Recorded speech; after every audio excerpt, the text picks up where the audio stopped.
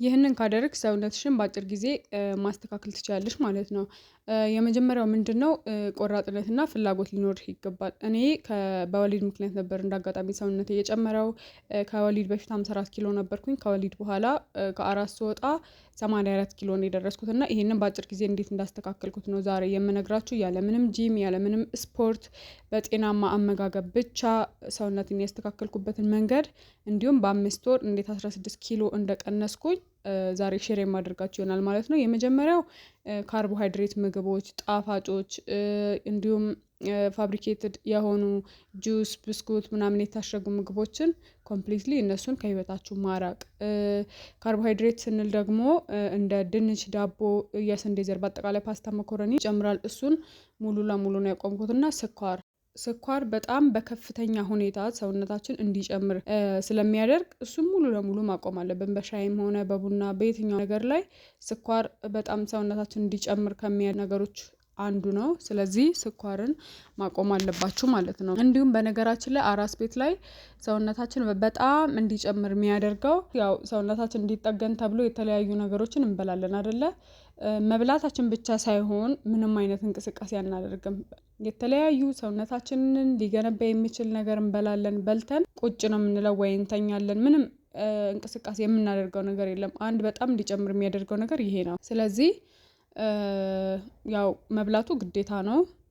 ምክንያቱም እያጠባሽ ምግብ የምትቀንሽ ከሆነ ሰውነትሽን ቅርጽ ለመጠበቅ ስትይ አንቺ በጣም ትጎጃለሽ በኋላ። ስለዚህ ችግር የለውም ኪሎን መቀነስ የሚደረስበት ነገር። ልክ ከአራስ ስትወጪ እንዳልኩሽ ከ3 ወር በኋላ ይህንን ያልኩሽን ነገር አሁን ማድረግ ትጀምሪያለሽ ማለት ነው። ካርቦሃይድሬት ጣፋጭ ነገሮችን ማቆም ትችላለሽ። አንድ ደግሞ ተጨማሪ ነገር ልንገርሽ፣ ሎሚ በጣም ወሳኝ ነው ለሰውነት። በጣም በጣም በጣም በቃ ለቦርጭም ክብደታችንንም ለመቀነስ በጣም ሰፖርት ያደርገናል።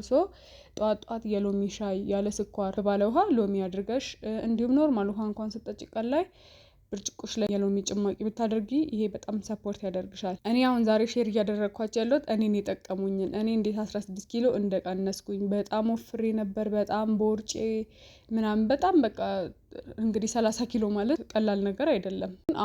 አሁን ያለሁበት 64 ኪሎ ነው። ያም ማለት ከወሊድ በፊት 54 ነበርኩኝ፣ አሁን 64 ነኝ። ስለተመቸኝ እዛ ላይ ቆሜያለሁ ማለት ነው።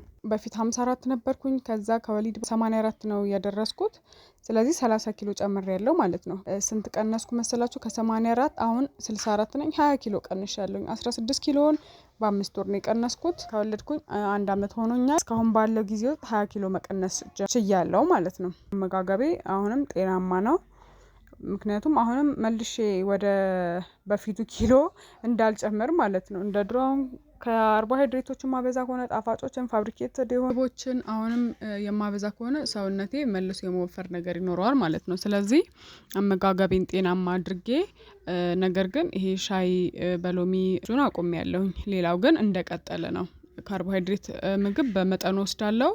ግን ይሄ ፋብሪኬትድ የሆኑ ምግቦች፣ የተጠባበሱ ቺፕስ ምናምን እነሱን ተመጋቢ አይደለሁም። ለስላሳ መጠጦችን ምናምን እነሱን አቆሚያለሁ። በቃ ብዙም ለጤናም ጥሩም ስላልሆነ ለሰውነት ብቻ ሳይሆን ለጤናም ጥሩ ስላልሆነ እነሱን አቆሚያለሁኝ። ከዛ በተጨማሪ አመጋገቤን ጤናማ አድርጌያለሁኝ እንደነገርኳችሁ። ስለዚህ ምንም አይነት ጂም ሳትገቡ ስፖርት ሳትሰሩ አመጋገባችሁን ብቻ በማስተካከል ጤናማ የሆነ የሰውነት ኪሎ መያዝ ትችላላችሁ ማለት ነው። ስለዚህ ይሄ ቲፕ ከጠቀማችሁ እናንተም ተጠቀሙበት። ቀጣይ ደግሞ በእኔ ህይወት ላይ የጠቀሙኝን የተለያዩ ልምዶቼን የማካፍላችሁ ይሆናል። ከተመቻችሁ ቤቱን ሰብስክራይብ ያድርጉ። እኔ የምሰራው ቪዲዮ ቶሎ ቶሎ እንዲደርሳችሁ የደውል ምልክቱን ይጫኑ። አመሰግናለሁ። ባይ ባይ።